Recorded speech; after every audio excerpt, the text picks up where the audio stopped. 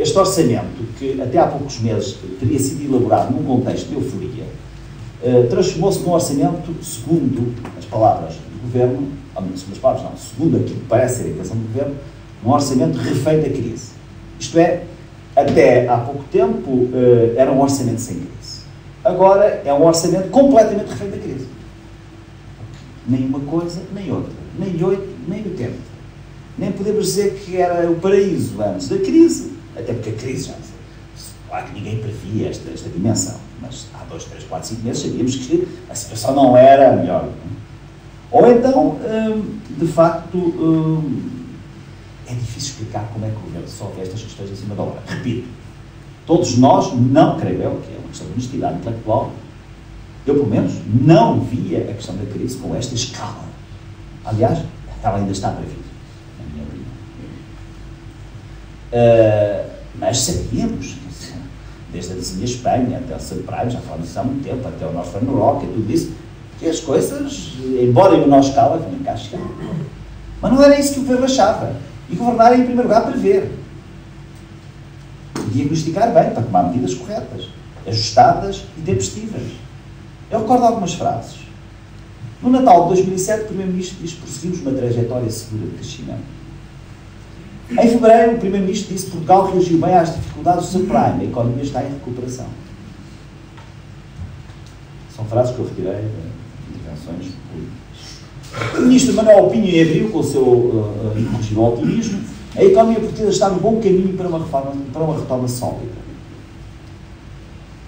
O Primeiro-Ministro, 2 semanas antes da primeira revisão do PIB do Governo, de 2,2 para 1,5, que foi a primeira revisão, disse nenhum motivo para alterar as previsões. 2 semanas antes.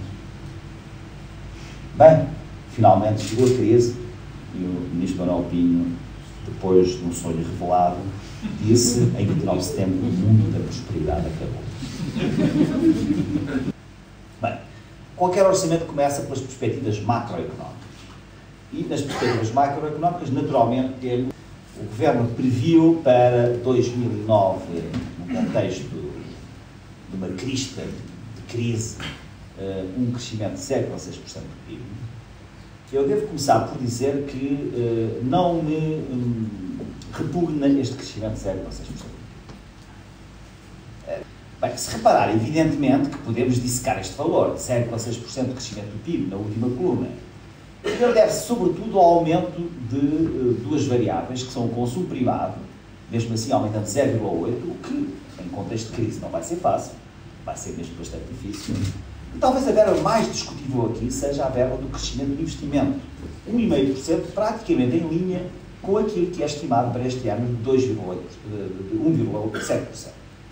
Mas, enfim, direi que este valor certamente discutível, mas não creio que deva ser excessivamente discutido. Até porque deixem-me dizer-vos o seguinte, os economistas muitas vezes têm a magia dos números. Não sei se sabem quanto é que representa 0,1% do PIB, que às vezes é o que se está a discutir, 0,2 ou 0,3. 0,1% do PIB representa 170 milhões de euros. Se dividirmos 170 milhões de euros pelos 10 milhões e meio e 500 mil pessoas que vivem em Portugal, estamos a falar de cerca de 16 euros por pessoa por ano. Ou seja, estamos a falar de um café de 13 em 13 dias, ou ir mais de uma vez e meia ao cinema por ano. Agora, o que eu acho talvez um pouco estranho é esta constatação. Durante os anos em que não houve crise, divergimos com a Europa, afastámos da Europa. Mesmo este ano, em que vamos crescer tendencialmente, segundo a previsão do Governo, 0,8%, a Espanha cresce 1,6%, o dobro. Curiosamente, no ano em que há a crise toda, é que nós convergimos com a Europa, crescemos mais do que a Europa. É um pouco estranho, não é? No momento de crise é que nós fazemos a convergência, quando ia ser no momento da expansão. Mas essa é uma pequena nota.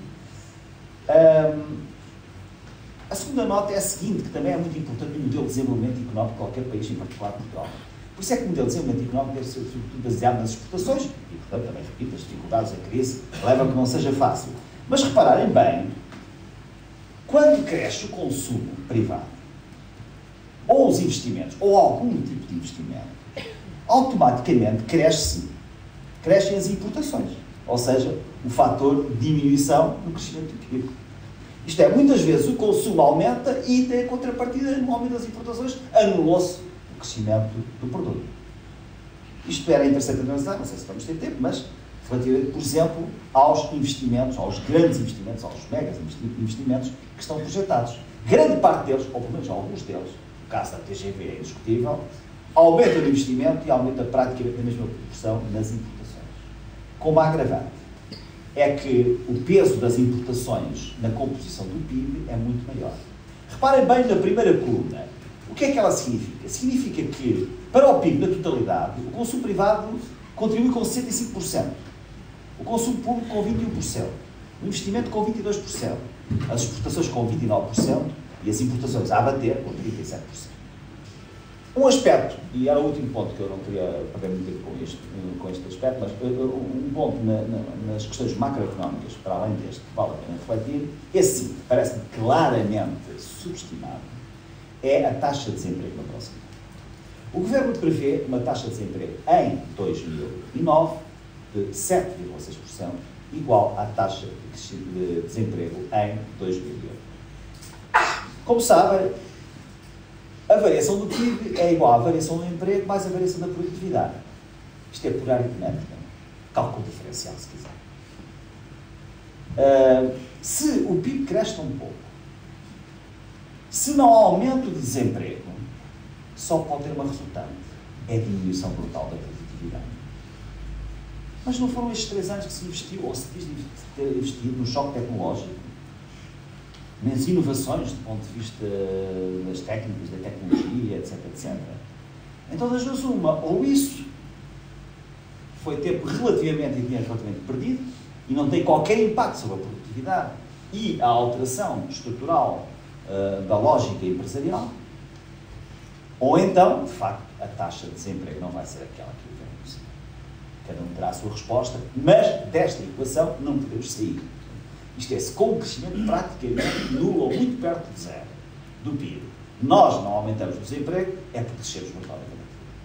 Ou ao contrário, conseguimos ter efeitos positivos na produtividade, mas nessa altura a consequência é que a taxa de desemprego não é aquela que o governo, afinal de contas, prevê.